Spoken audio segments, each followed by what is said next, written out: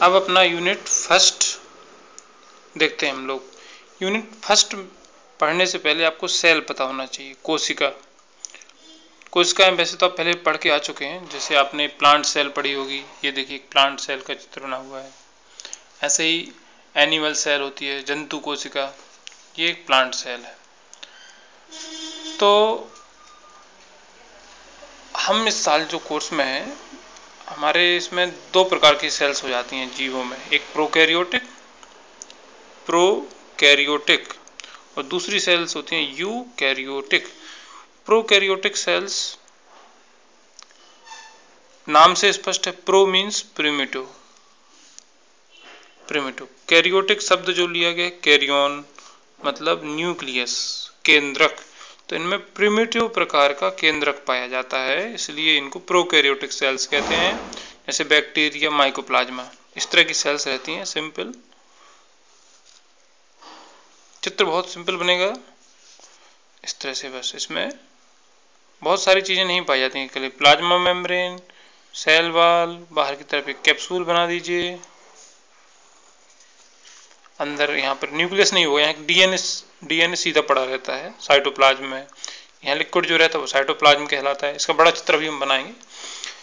और जो eukaryotic cell होती है, जैसे यू मीन्स रियल, यू मतलब वास्तविक, कैरियोटिक केंद्रक, तो इनमें असली या वास्तविक केंद्रक पाया जाता है। जैसे एल्गी की सेल्स हैं, ब्रायोफाइट्स और दूसरे प्लांट्स, एनिमल्स की सेल्स, वो यूकैरियोटिक कहलाती हैं।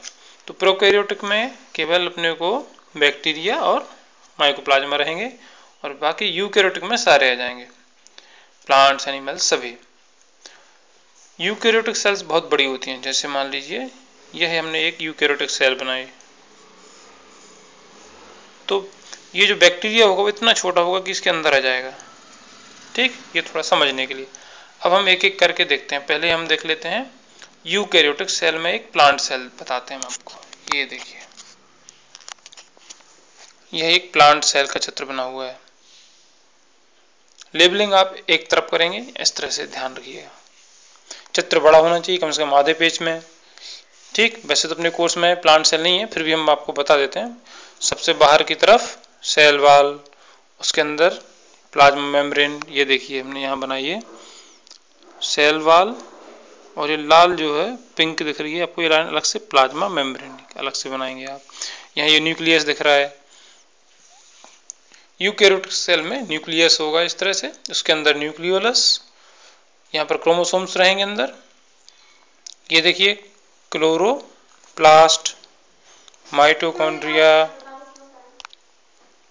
Vacuoles, Golgi body, endoplasmic reticulum, इतनी सारी चीज़ें रहेंगी। लेकिन जब हम एक बैक्टीरियल सेल की चर्चा करते हैं तो उसमें न्यूक्लियस नहीं होगा, सीधा साइटोप्लाज्म में ये जो अंदर क्रोमोसोम्स हैं वो डीएनए के रूप में पड़े रहेंगे। देखिए मैं आपको बताता हूँ।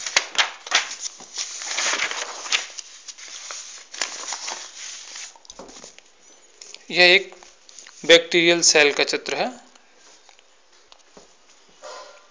बैक्टीरिया के चित्र को बनाने के लिए सबसे पहले आप एक रेक्टेंगल बनाइए, ये कहलाती है प्लाज्मा मेम्ब्रेन। हम पूरा चित्र बना के नहीं दिखाएंगे आपको, एक साइड से बना के हम आपको दिखाएंगे। प्लाज्मा मेम्ब्रेन में एक लाइन और बनाइए, डबल कर दीजिए इसको। ठीक, ये प्लाज्मा मेम्ब्रेन हो जाएगी। फिर इसके बाहर की तरफ एक लाइन और बनाइए, ये सेल वॉल हो जाएगी। ठीक, फिर एक लाइन और बनाइए, एक खंड और लेयर, ये कैप्सूल कहलाएगी। प्लाज्मा मेम्ब्रेन से आप एक कुछ गोल बनाइए अंदर, और उनसे बाहर की तरफ कुछ थ्रेड लाइक स्ट्रक्चर निकाल दीजिए, ये पिली कहलाते हैं। और एक लंबा थ्रेड निकाल दीजिए, ये फ्लैजेला कहलाता है। अब आपको क्या करना है, लेबलिंग करना है। सबसे बाहर की लेयर अपनी कैप्सूल, उसके बाद ये वाली लेयर सेल वॉल, ये बनी होती है पेप्टाइड और ग्लाइकॉन की। फिर उसके अंदर की लेयर प्लाज्मा, शॉर्ट में लिख रहा हूँ मैं, मेम्ब्रेन या सेल मेम्ब्रेन भी बोलते हैं। ये पिली हैं, कॉन्जुगेशन में काम आते हैं। ये फ्लैजेला है, एफ लिख रहा हूँ मैं, आप पूरा लिखेंगे। और यहाँ पर इसका जो डीएनए है वो यहाँ पर आप इस तरह से बना दीजिए। ये इसी को बैक्टीरियल क्रोमोसोम भी कहते हैं, इसी को डीएनए भी लिख सकते हैं, इसी को न्यूक्लियोइड भी बोलते हैं। यहाँ प्लाज्मा मेम्ब्रेन अंदर की तरफ धस के मीजोसोम बनाती है। और यहाँ जो साइटोप्लाज्म है तो उसमें थोड़े डॉट डॉट बना दीजिए, साइटोप्लाज्म बताता है। यहीं पर राइबोसोम्स बना दीजिए, स्मॉल सब यूनिट, लार्जर सब यूनिट, उनको आपस में जोड़ दीजिए। ये राइबोसोम्स 70S प्रकार के होते हैं।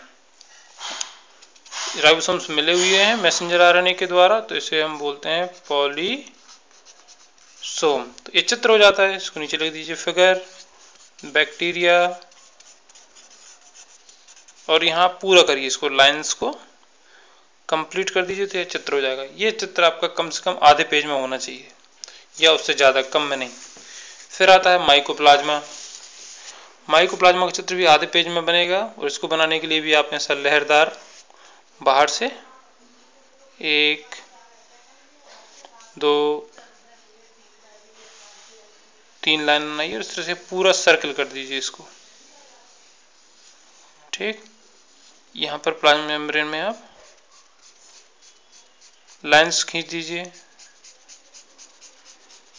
तो ये कहलाती है प्लाज्मा मेम्ब्रेन। इसमें सेल वॉल नहीं होगी, प्लाज्मा मेम्ब्रेन। इसमें डीएनए बना दीजिए, इस तरह से डबल धागा करके अच्छे से बनाइए आप, डबल कर दीजिए रस्सी के जैसा, इसको डीएनए हो जाएगा। यहाँ ध्यान आप ये रखिए कि इसमें आप जैसा कि देख सकते हैं,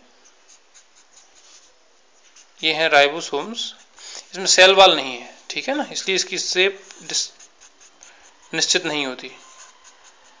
बस इसमें लेबलिंग कर दीजिए। प्लाज्मा मेम्ब्रेन अंदर जो लिक्विड है वो कहलाएगा साइटोप्लाज्म।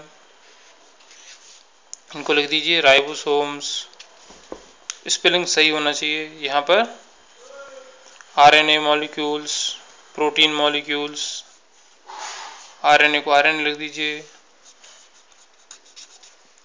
और इसको आप चित्र को इस तरह से यहाँ पर पूरा कर देंगे। अब मैं जल्दी बना रहा हूँ तो आप कंप्लीट कर सकते हैं इसको, ठीक है। 3 लाइन यहाँ पर आप इनकी करिए। लेबलिंग एक साइड में होना चाहिए, ध्यान रखेंगे। नीचे जरूर लिखें फिगर माइकोप्लाज्मा, और ये चित्र भी आधे पेज में आएगा। इन दोनों का आर्थिक महत्व आप तैयार कीजिए। बैक्टीरिया का आर्थिक महत्व वो भी एग्जाम में आ सकता है, और दूसरा माइकोप्लाज्मा का आर्थिक महत्व, इनसे कौन से प्लांट्स और एनिमल्स में बीमारियां होती हैं। इसके बाद आप वायरस सेज में तैयार कीजिए टोबैकोमोजैक वायरस और बैक्टीरियोफेज, इन दोनों की चित्र बनाइए आप, वो भी आधे आधे पेज में आएंगे, आपको ये बुक्स में मिल जाएंगे। और एक और इम्पोर्टेंट क्वेश्चन है वायरसेज का ट्रांसमिशन कैसे होता है, एक प्लांट से दूसरे प्लांट में वायरस की जो बीमारी है वो कैसे पहुंचती है, ये भी आप तैयार करेंगे। और इस तरह आपका पेपर कंप्लीट होता है।